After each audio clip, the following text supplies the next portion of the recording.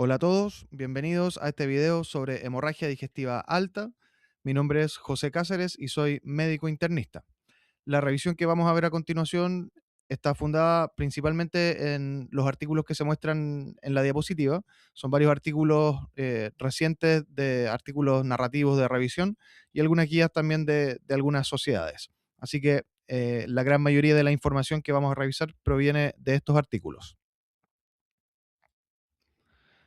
A modo general, podemos decir que se define una hemorragia digestiva alta como cualquier sangrado que se origine entre el esfínter esofágico superior y el ángulo de Treitz. Tiene una incidencia anual calculada entre 50 y 150 episodios por cada 100.000 habitantes, lo cual es una incidencia mayor a los episodios de hemorragia digestiva baja. Históricamente, la incidencia pareciera ser que ha ido disminuyendo y esto tiene que ver principalmente con la corrección de algunos factores predisponentes como la infección por el Helicobacter pylori y con el aumento del uso de los inhibidores de la bomba de protón. La tasa de mortalidad es significativa, se sitúa entre un 2 a un 15%, y esto le confiere, por supuesto, mayor relevancia al momento de considerar a los pacientes que tienen hemorragia digestiva alta como una situación crítica que pudiese llevar también al riesgo de fallecer.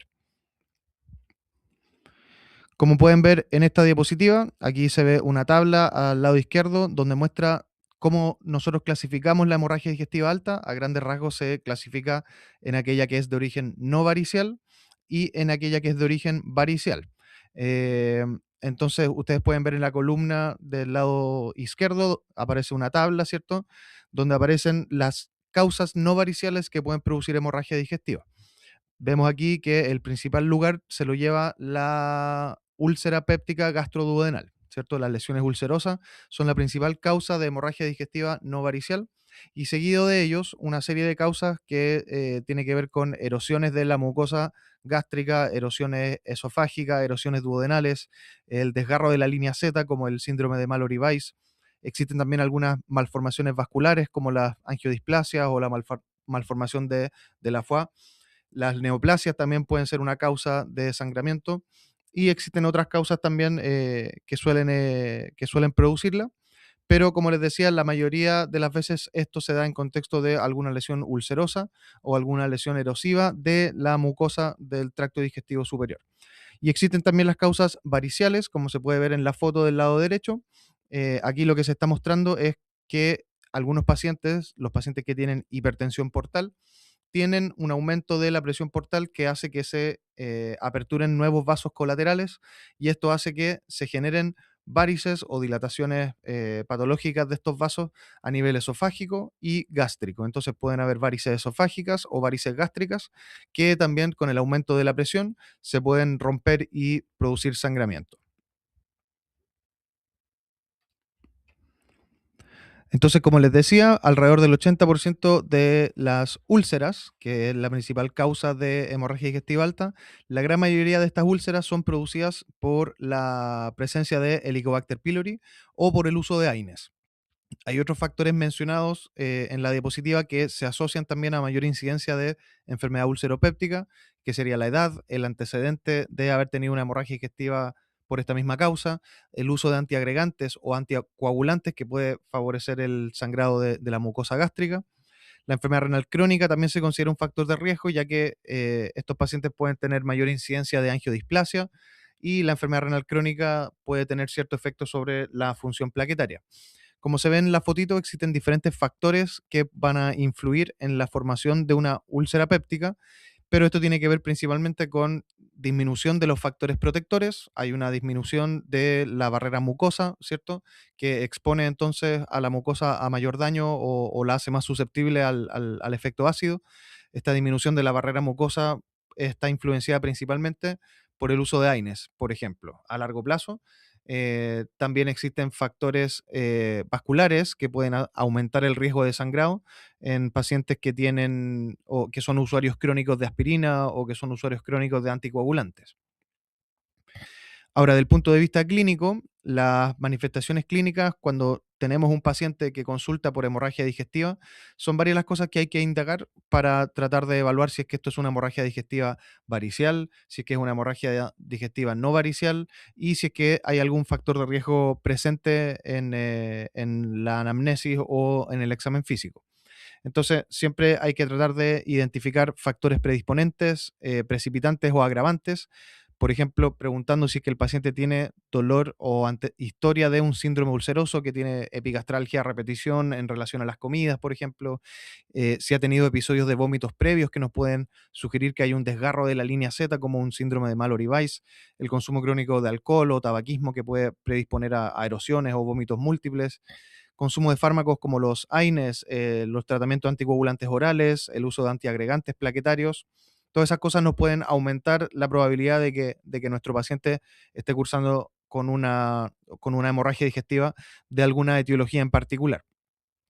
En el examen físico siempre vamos a tratar de identificar la magnitud del sangrado, evaluar la estabilidad hemodinámica.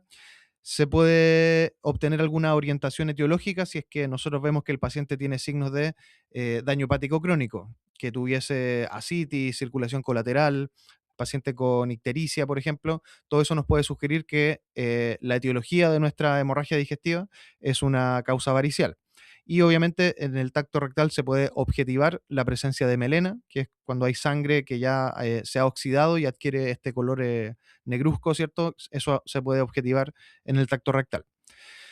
Pero desde el punto de vista clínico, la hemorragia digestiva propiamente tal se puede manifestar de una serie de formas. En caso de que la hemorragia digestiva sea alta, generalmente la manifestación clínica es en forma de hematemesis, ¿cierto? O melena, que son, la hematemesis corresponde a vómitos que tienen sangre, ¿cierto?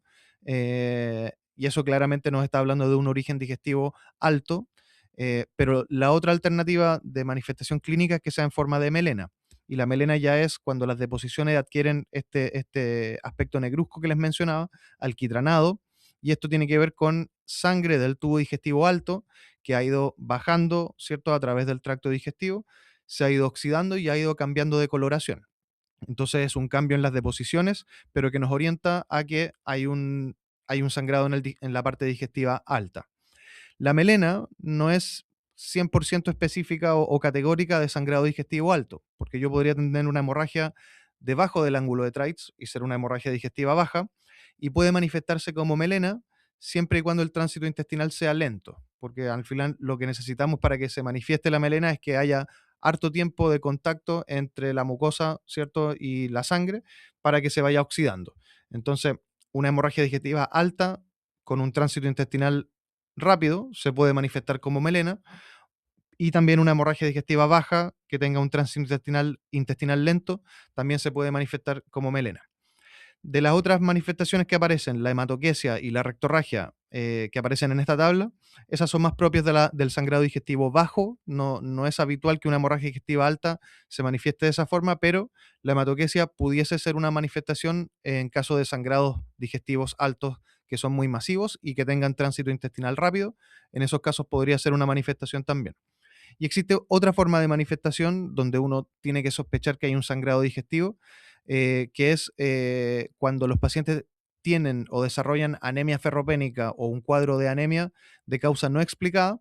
Puede que esto se trate de un sangrado digestivo oculto, que no se manifiesta clínicamente con cambio en las deposiciones o con vómitos con sangre, pero se puede detectar mediante la detección de hemoglobina en deposiciones, y muchas veces uno llega a eso porque el paciente desarrolló un cuadro anémico, producto de un sangrado crónico a nivel digestivo, que no era lo suficientemente grande o manifiesto para generar síntomas o manifestaciones digestivas como tal. Otras manifestaciones clínicas que el paciente va a tener con hemorragia digestiva cuando consulta a la urgencia van a depender ya de la magnitud de la pérdida de sangre y el grado de shock que el paciente presente. Cuando el paciente empieza a perder sangre, esto va a generar una caída en la volemia del paciente, y esto obviamente disminuye la precarga, lo cual va a llevar una serie de factores compensatorios que el organismo va a empezar a gatillar. Aquí ustedes pueden ver en el gráfico que con pérdidas pequeñas de sangre, menos de 500 ml, quizás la única manifestación compensatoria que vamos a tener es que el paciente se encuentre taquicárdico, pero en la medida que la hipovolemia se profundiza y la hemorragia se hace más marcada, vemos que empieza a aparecer también la hipotensión ortostática, palidez, sudoración, y ya en etapas más marcadas, donde hay pérdidas de volemia cercanas al 25-30%, ahí ya empiezan a aparecer signos francos de oliguria, frialdad distal, llene capilar lento, signos de hipoperfusión o de shock propiamente tal. Entonces, toda esta alteración compensatoria hemodinámica se produce en parte por la caída de la volemia que disminuye la precarga, y también sabemos que como se está perdiendo hemoglobina, la pérdida de hemoglobina disminuye el transporte de oxígeno hacia los tejidos, y esto puede producir un aumento de las concentraciones de ácido láctico, y esto eventualmente puede producir falla multiorgánica si es que la hemorragia se perpetúa y no se corrige a tiempo. Entonces, como mencionábamos al principio, la hemorragia digestiva alta se asocia a una mortalidad que puede ser bastante significativa. Ahora entramos de lleno en lo que sería el tratamiento de la hemorragia digestiva alta. Aquí aparece en la diapositiva un monito que me hizo la inteligencia artificial, donde clasificamos el tratamiento o lo subdividimos en seis etapas o seis aspectos. Lo primero es la presentación y la resucitación inicial, ¿cierto? Que correspondería a la evaluación hemodinámica. Segundo, tenemos que estratificar el riesgo en todos los pacientes mediante un triage inicial y algunos scores que vamos a evaluar para definir el riesgo de resangrado y ver si es que el paciente hay que hospitalizarlo o si es que se puede manejar de forma ambulatoria. Vamos a conversar sobre la terapia preendoscópica que se utiliza para los pacientes, ya sea hemorragia varicial o no varicial. Vamos a ver las intervenciones endoscópicas que se pueden realizar en diferentes escenarios, qué es lo que hay que hacer después de la endoscopía y finalmente qué es lo que hacemos en casos de hemorragia refractaria en los que no ha sido posible controlar la hemostasia por vía endoscópica. Entonces, primero es el manejo hemodinámico. Lo primero a evaluar es que el paciente se encuentre estable desde el punto de vista hemodinámico, y de no ser así, nuestro primer esfuerzo va dirigido a estabilizar al paciente desde el punto de vista hemodinámico y evitar el choque hemorrágico y la falla orgánica, ¿cierto? Entonces, aquí aparece mencionado que lo primero es asegurar la vía aérea si es que hay compromiso de conciencia o si es que hay hematemesis masiva. Del punto de vista hemodinámico, tenemos que iniciar la reanimación con fluidos, utilizando principalmente cristaloides, intentando llevar a una presión arterial sistólica no mayor a 90-100 milímetros de mercurio, ya que presiones mayores pueden aumentar el riesgo de perpetuar el sangrado. Entonces se establece el concepto de hipotensión permisiva para la reanimación de estos pacientes. En términos de terapias transfusionales, también se estira la estrategia restrictiva de transfusiones, solamente transfundir al paciente si es que hay hemoglobina menor a 7 o menor a 8, puntos de corte más altos, es decir, una estrategia liberal de transfusión, no ha demostrado mejorar la sobrevida o el riesgo de resangrado en estos pacientes. Incluso podría aumentar, como les decía, el riesgo de resangrado, ya que al expandir los vasos, esto podría hacer que la llave se mantenga abierta por más tiempo. En pacientes con alto riesgo de sufrir eventos adversos por la misma anemia, como los cardiópatas coronarios, se puede plantear un objetivo de hemoglobina mayor. Idealmente estos pacientes deberían tener hemoglobina sobre 9, pero en la mayoría de los escenarios la estrategia restrictiva de transfusión es suficiente para evitar daños. Y la corrección de la coagulopatía, o sea, si es que el paciente tiene un INR mayor a 2.5 porque utilizaba terapia anticoagulante, por ejemplo, ese paciente puede recibir una transfusión de plasma fresco congelado, o se podría utilizar también la administración de complejo de protrombina, y esto podría servir para corregir la coagulopatía. Y aquellos pacientes que tengan plaquetas menores a 50.000, se recomienda también transfusión de plaquetas para evitar la coagulopatía y perpetuar el sangrado. ¿Qué otras cosas se pueden hacer para estabilizar la hemodinamia? Esto aplica, lo que estamos viendo aquí en la diapositiva, es un balón de Sengstacken, y esto aplica principalmente para los escenarios de hemorragia digestiva varicial. Cuando tenemos mucho compromiso hemodinámico y no podemos enviar al paciente a la endoscopía porque no hemos sido capaces de estabilizarlo, lo que se puede hacer de forma transitoria, de forma de salvataje, es utilizar un balón de Sengstaken, que es esta sonda que tiene 3 lúmenes. El lumen interno actúa como sonda nasogástrica. Existe otro lumen que tiene un balón gástrico, que es la bolita circular que estamos viendo al final. Y existe otro lumen que tiene un balón largo que queda después puesto en el esófago. Entonces esta sonda se introduce, se infla el balón gástrico y luego se tracciona para que ese balón gástrico quede en el fondo gástrico, ¿cierto? Que quede ahí bien, bien apretado en el esfínter, cosa de que si hay alguna varice gástrica que está sangrando, esto lo va a comprimir y por efecto mecánico va a disminuir el sangrado. Una vez que se tracciona y se posiciona el balón gástrico, después de eso hay que inflar el balón esofágico, se infla el balón esofágico y eso va a detener el sangrado de alguna varice esofágica que pudiese estar activa. Y como les decía, queda una tercera sonda o un tercer lumen que puede actuar como sonda nasogástrica para aspirar el contenido o alguna cosa así. Como les decía, esta es una medida de salvataje que se utiliza para la hemorragia digestiva varicial en caso de que no se logre controlar la hemostasia de forma inicial y se utiliza de forma transitoria en espera de poder concretar la endoscopía una vez que el paciente esté estabilizado o una vez que el recurso esté disponible. Pero no es una medida definitiva de tratamiento. Entonces, eso es un detalle importante que hay que tener en consideración. El balón de Sengstaken es para ganar un poco de tiempo, medida de salvataje, hasta llegar a la medida definitiva que sería la terapia endoscópica. ¿Qué más habría que hacer con estos pacientes? Hay que estratificar el riesgo de resangrado y de muerte. Y para esto existen 2 escalas que nos entregan información complementaria. Está la escala de Glasgow-Blatchford, que nos ayuda a seleccionar aquel paciente que no requiere una intervención.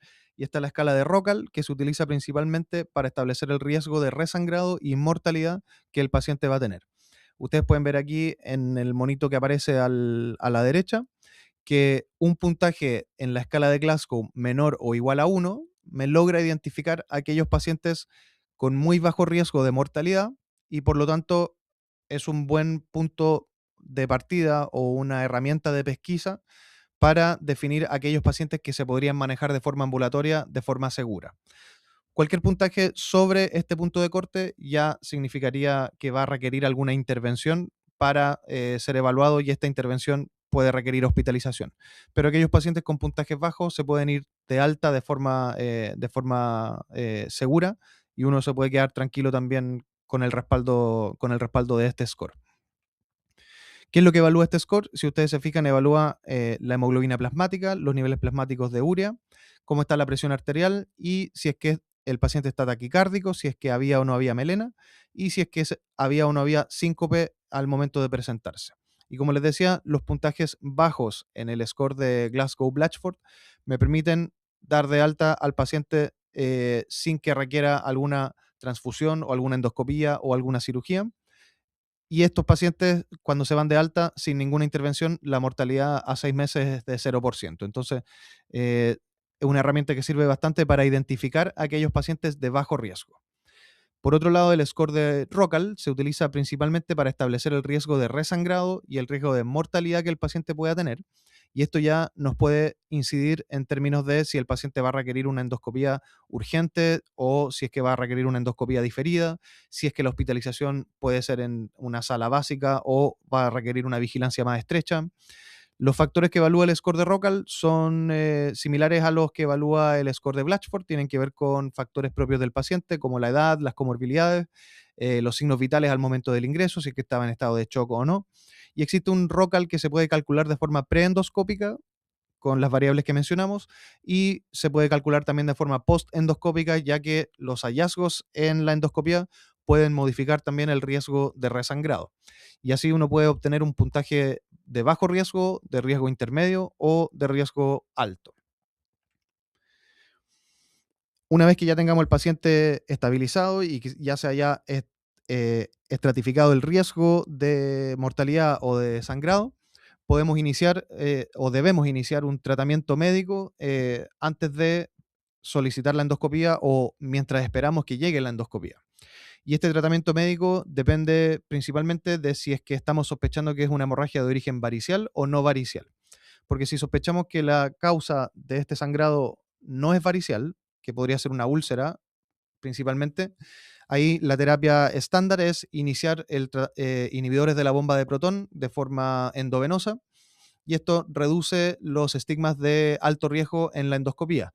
No está tan claro de que el uso precoz o preendoscópico de omeprazol endovenoso, no está tan claro de que esto reduzca la mortalidad a largo plazo, pero sí se ha visto que cuando se llega a la endoscopía, el hallazgo endoscópico es un hallazgo de menor riesgo de resangrado. Entonces, eso también obviamente es beneficioso porque reduce la probabilidad de que haya un resangrado, reduce la necesidad de una segunda endoscopía de intervención, y eso reduce también los días de hospitalización y otros beneficios. Entonces, desde el punto de vista farmacológico, para la hemorragia no varicial se recomienda de forma empírica, preendoscópica, el uso de omeprazol endovenoso, y se recomienda también el uso de proquinéticos como eritromicina o metoclopramida, no para detener el sangrado, sino que para mejorar la visualización endoscópica al momento de la endoscopía. Entonces, la eritromicina, que es un antibiótico, pero que actúa como agonista de motilina, y la metoclopramida, que es un antidopaminérgico y es prokinético en el tubo digestivo, son algunos fármacos que se pueden utilizar antes de realizar la endoscopia. Y en caso de que tengamos un paciente con una hemorragia varicial, en la que sospechamos que hay cirrosis hepática o signos de hipertensión portal, en estos pacientes cobra suma relevancia, por un lado, el uso de vasoconstrictores esplácnicos, como los que salen mencionados acá, la terlipresina, somatostatina o octeótride, iniciar inmediatamente para generar esta vasoconstricción esplácnica, que disminuiría también la magnitud y las tasas del resangrado. Se pueden utilizar también antibióticos profilácticos, ya que los pacientes que tienen cirrosis hepática y cursan con una hemorragia digestiva, hasta un 20% cursa con alguna coinfección durante su hospitalización, ya sea peritonitis bacteriana espontánea, infección urinaria, neumonía, y se ha visto que esto puede reducir el uso de antibiótico profiláctico por 7 días, usar ceftriaxona o norfloxacino, reduce la mortalidad global y la incidencia de estos eventos infecciosos.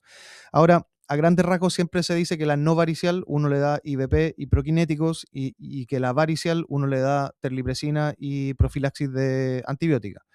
Pero los pacientes con cirrosis hepática pueden tener úlceras gastroduodenales también. Entonces, muchas veces lo que se hace es que de forma empírica se administra el omeprazol en ambos escenarios, y se reserva el uso de terlipresina y antibiótico profiláctico solo para la varicial. Pero como les decía entonces, en la práctica no están tan separados estos dos carriles o estos dos caminos. Hay una zona en la que se pueden solapar.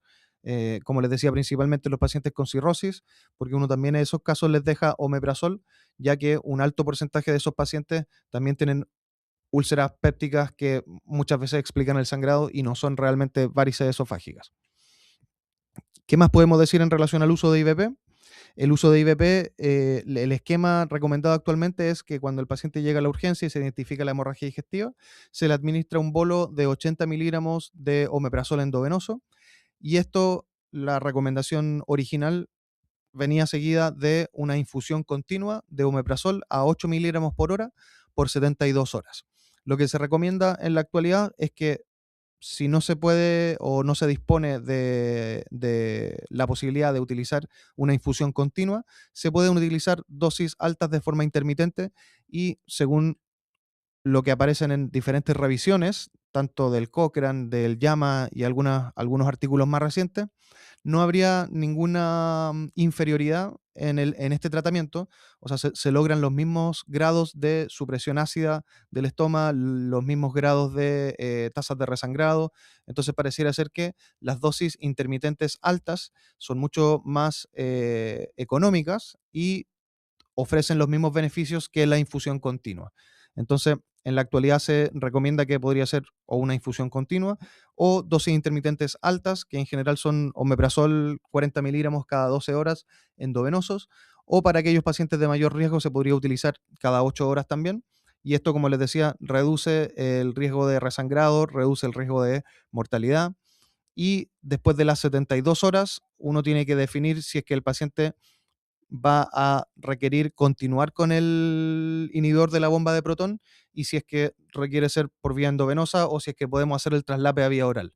Por lo general, ya al tercer día se puede hacer la transición a omeprazol por vía oral y esto en general se mantiene hasta el día 14. En relación al uso de vasopresores y antibióticos, que como les mencionaba, esto aplica para la hemorragia digestiva de origen varicial, se recomienda utilizar los vasopresores por 5 días y el ciclo de antibióticos por 7 días. El vasopresor que más se recomienda utilizar es la terlipresina, con un bolo inicial de 2 miligramos cada 4 horas por 2 a 3 días y luego se puede reducir la dosis hasta completar los 5 días. Esto, como les decía, es una terapia que se inicia de forma preendoscópica ante la sospecha de que hubiese varices esofágicas o varices gástricas y recordar que si bien es un vasoconstrictor esplácnico, también es una droga vasoactiva que puede generar eventos isquémicos, arritmias, vasoconstricción periférica, así que no está exenta de riesgos. Y del punto de vista de las profilaxis de infecciones, como les decía, hasta un 20% puede desarrollar alguna infección en el escenario de hemorragia digestiva alta. Por lo tanto, se recomienda profilaxis antibiótica por 7 días con ceftriaxona o norfloxacino o ciprofloxacino en su defecto.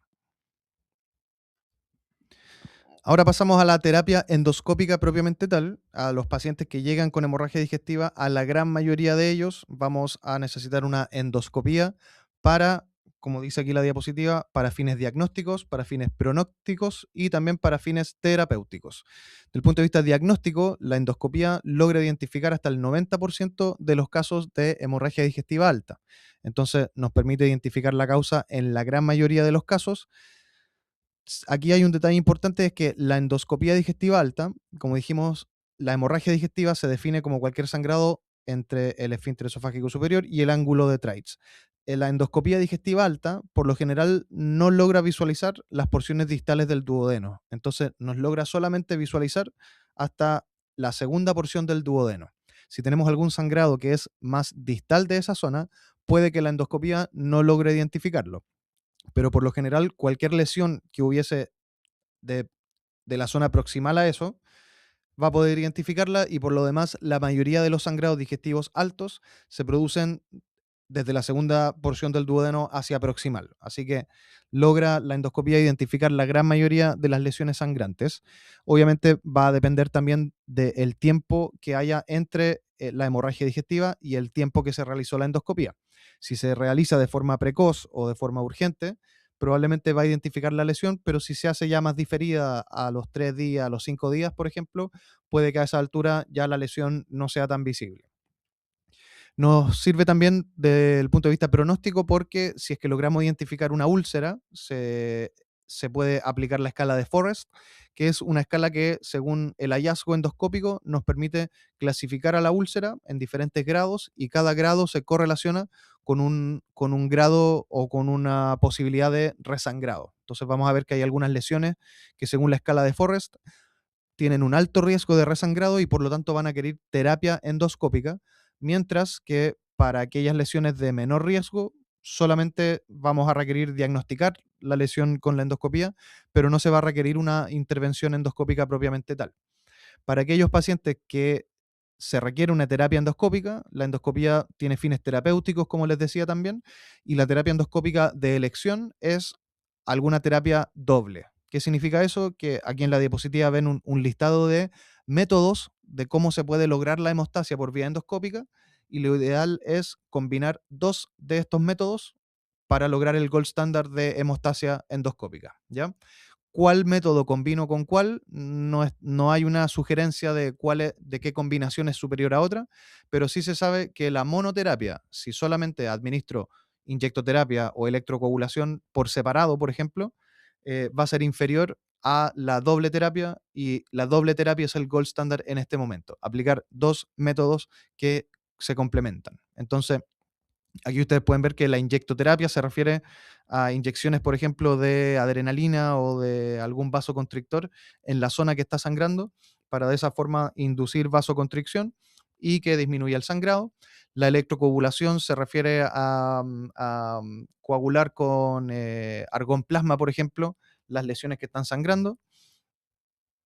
Hay métodos mecánicos como la instalación de algunos clips que se pueden colocar con el endoscopio y existen algunos agentes tópicos como el hemospray o el cianocrilato que se pueden utilizar también para generar una cobertura sobre la lesión sangrante. Como les decía, combinar dos de estos métodos es el gold standard en la actualidad.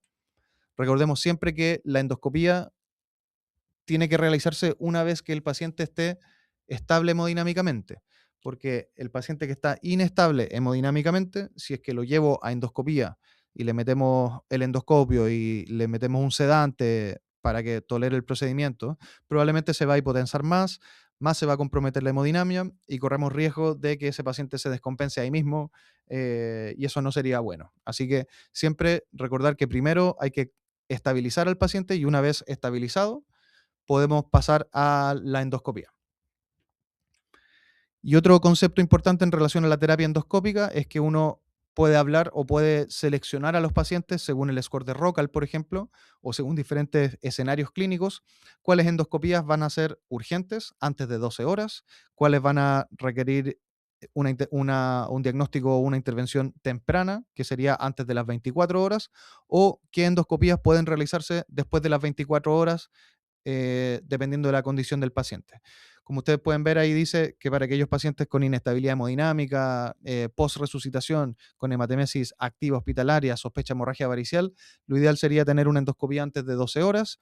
En general el estándar de oro es entre las 12 y las 24 horas porque uno tiene que esforzarse primero en estabilizar al paciente y la resolución o la endoscopía electiva sería para aquellos pacientes con bajo riesgo de resangrado y que clínicamente se encuentran estables. Esos pacientes no requerirían una endoscopía en las primeras 24 horas y se podría realizar de forma un poco más holgada. Esta tablita está mostrando la clasificación de Forrest y aquí ustedes pueden ver que lo clasifican en hemorragia activa, 1A, 1B, hemorragia reciente, 2A, 2B, 2C, y ausencia de signos de sangrado, que sería el Forrest 3. Fíjense que cada una de estas letras se correlaciona con un hallazgo endoscópico y con un riesgo de resangrado que va variando desde un 90% hasta menos de un 3%. Si se fijan, la hemorragia activa 1A o 1B, que sería la hemorragia activa en JET o en NAPA, que en general tiene que ver con si es un sangrado arterial o un sangrado venoso, tienen un riesgo de resangrado 90%, 55%, es muy alto el riesgo de resangrado. Y si se fijan en la hemorragia reciente, el vaso visible no sangrante, 2A, tiene un 50% de riesgo de resangrado. Entonces, estas tres lesiones que les estoy mencionando, 1A, 1B y 2A, son las lesiones que tradicionalmente se consideran se debe realizar terapia endoscópica. ¿Qué Forest requiere terapia endoscópica? 1A, 1B y 2A. Esos son los que, por consenso, lo que van a revisar en todos lados, están todos de acuerdo en que esos son los pacientes que requieren terapia endoscópica. En general, los pacientes que tienen 2C, mancha hemática, 5 o 7% riesgo de resangrado, y los que tienen una mancha de fibrina, que sería el Forest 3, estos pacientes tienen un riesgo de sangrado que es muy bajo y por lo general no requieren terapia endoscópica. Si en la endoscopía se encuentran con un 2C o con un 3, eso en general basta con hacer el diagnóstico endoscópico, pero no va a requerir ningún método hemostático. Quizás donde más controversia o duda hay es en aquellos pacientes que tienen un 2B, donde se ve que hay un coágulo adherido, porque el riesgo de sangrado queda ahí como intermedio. Entonces, algunos dicen que el 2B también podría hacerse terapia endoscópica, otros dicen que el 2B uno puede observar o uno podría tratar de ver si es que el coágulo se puede remover para ver si esto se transforma en un 2A, remuevo el coágulo y queda el vaso visible no sangrante, o si se remueve el coágulo y se transforma en un 2C, que queda ahí la mancha hemática. Y en base a eso definir si es que se va a hacer o no terapia endoscópica. Pero en general hay consenso de que la hemorragia activa y la hemorragia reciente 2A, esos requieren terapia endoscópica.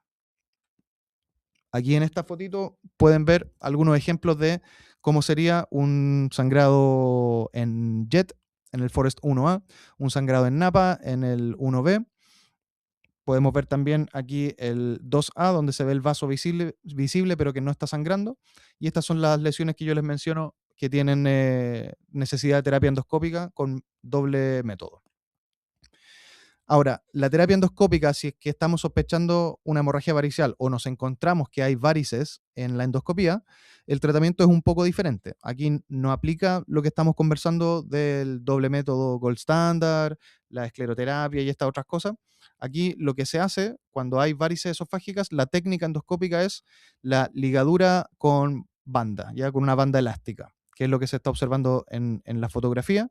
En la parte de arriba uno ve que con el endoscopio uno llega a la zona de la varice donde está dilatado y hay sangramiento, y uno le coloca un elastiquito que aprieta la varice y con eso se detiene el sangrado, como se ve en las fotos de abajo. Esto se puede realizar para las varices esofágicas y para las varices gástricas GOV1, pero para las otras varices gástricas no es recomendable hacer ligadura de varices, y en ese caso la terapia estándar endoscópica sería la inyección con cianoacrilato, ¿ya? Entonces, la hemorragia no varicial, generalmente por causa ulcerosa, se utiliza la clasificación de Forrest, y con esa clasificación vamos a ver si es que requiere o no requiere terapia endoscópica en base a alguno de los métodos de la diapositiva anterior. Y si tenemos una hemorragia varicial, tenemos que ver si son varices gástricas o esofágicas, porque si son esofágicas se pueden hacer ligadura de bandas, y si son varices gástricas GOV2 hacia arriba, esas van a requerir inyección de cianoacrilato. Eso sería como los diferentes métodos endoscópicos de hemostasia que se puede realizar. Ahora, después de la endoscopía, si asumimos, si se logra identificar la causa del sangrado y se logra controlar la hemostasia, en general no se requiere una segunda endoscopía de rutina. Si es que la primera endoscopía fue exitosa, no se va a requerir hacer una nueva endoscopía. Si es que los pacientes que tenían cirrosis hepática o que tienen hipertensión portal con varices esofágicas, una vez realizada la ligadura de bandas, ya alrededor del quinto día se le puede iniciar el carvedilol. Recuerden que el carvedilol es importante en los pacientes con cirrosis hepática o con hipertensión portal para disminuir la presión portal y disminuir las complicaciones a largo plazo. Entonces, este paciente que tiene varices esofágicas y sangró, probablemente tiene hipertensión portal y va a requerir de forma profiláctica o de forma preventiva para disminuir el riesgo de episodios futuros de hemorragia varicial, va a requerir carvedilol, que se puede iniciar, como les decía, ya desde el quinto día. Otro punto importante es qué pasa con el uso de antiagregantes o anticoagulantes en los pacientes que ahora tuvieron un evento de sangrado. En general, se recomienda en la actualidad, porque antiguamente se recomendaba diferir un poco el reinicio si es que se reiniciaba, porque muchas veces se terminaba suspendiendo de forma definitiva, pero en la actualidad se recomienda que los antiagregantes se pueden reiniciar ya desde el primero a tercer día, desde lograda la hemostasia, y los anticoagulantes se pueden reiniciar dentro de la primera semana del evento de la hemorragia, ya que a largo plazo, si ponemos en la balanza el riesgo o la probabilidad de mortalidad por una nueva hemorragia o por un evento trombótico, que era lo que lo tenía con el anticoagulante o con el antiagregante, finalmente a largo plazo lo que genera mejor supervivencia es usar el antiagregante y usar el anticoagulante, porque eso ofrece más protección que riesgo. Obviamente, esto es para aquellos pacientes que tienen una indicación correcta. Entonces, muchas veces cuando el paciente tiene la hemorragia digestiva, es un buen momento para plantearse si es necesario reiniciar la aspirina o no. Antes se utilizaba mucho la aspirina como prevención primaria para el paciente con riesgo cardiovascular. En la actualidad ya no se recomienda mucho la aspirina como prevención primaria, solo para prevención secundaria.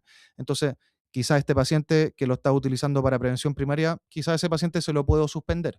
Pero si un paciente que ha tenido infarto y requiere por prevención primaria reiniciar la aspirina, y yo no se la quiero reiniciar porque tuvo una hemorragia por una úlcera Forest 3, ese paciente se beneficia más de reiniciar la aspirina que de mantenérsela suspendida por el riesgo de que vuelva a sangrar, ¿ya?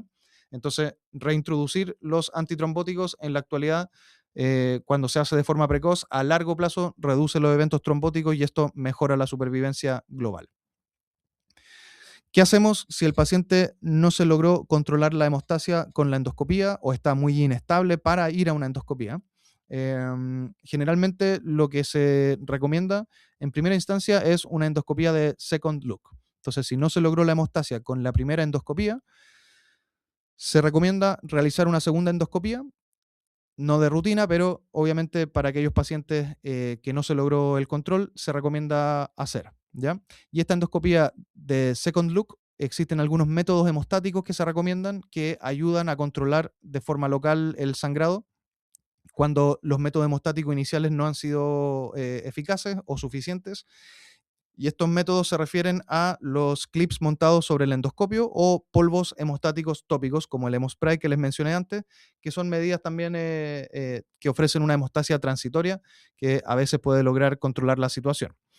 En caso de que el paciente esté muy inestable para ir a una endoscopía o que la endoscopía fracase nuevamente, se puede plantear la embolización arterial transcatéter, que esto es algo que está muy en boga a raíz del surgimiento de la radiología intervencional. Entonces ahora se puede hacer una embolización por vía vascular, ¿cierto? Y esto a veces sirve también para detener el sangrado y en caso de que no se pueda resolver por vía intervencional, ya tendríamos que resolver por vía quirúrgica, que es lo que se hacía o lo que se hace cuando no existe la posibilidad de hacer una embolización arterial transcatéter. Todo esto, como les decía, aplica generalmente para la hemorragia no varicial. ¿Qué hacemos en los casos de hemorragia varicial refractaria? Que le ponemos una ligadura y vuelve a sangrar, se le pone otra banda elástica y vuelve a sangrar. Estos pacientes en general existen, la recomendación habitual es que estos pacientes son candidatos a TIPS, que es el shunt portosistémico intrahepático transyugular, que como se ve en la fotito de la derecha, corresponde a un stent o un tubito de metal, ¿cierto? Que conecta el territorio portal con el territorio sistémico a través de la vena porta y las venas suprahepáticas. Entonces, de esta forma, la sangre del territorio portal ya no tiene que pasar por toda la microcirculación hepática y pasa directamente a las venas suprahepáticas, lo cual disminuye de forma importante la presión portal y eso puede ayudar a evitar los nuevos resangrados. Entonces, hacer un TIPS, el TIPS también se puede hacer por radiología intervencional. Hacer un TIPS sería la indicación para aquellos pacientes cirróticos con muy alto riesgo de resangrado o que ya han tenido múltiples episodios de hemorragia varicial. El TIPS podría ser una alternativa para controlar el sangrado refractario en estos pacientes. Y otra alternativa que también es algo más reciente, es utilizar alguna de estos stent esofágicos autoexpandibles. Entonces el paciente se lleva la endoscopía y se le coloca una de estas prótesis que se expande y ocupa o comprime todo el lumen del esófago y de esa forma ejerce una presión sobre las varices esofágicas para que disminuyan su sangrado. Eso sería lo que les quería contar sobre hemorragia digestiva. Espero que haya sido de utilidad. Nos vemos en el próximo videito.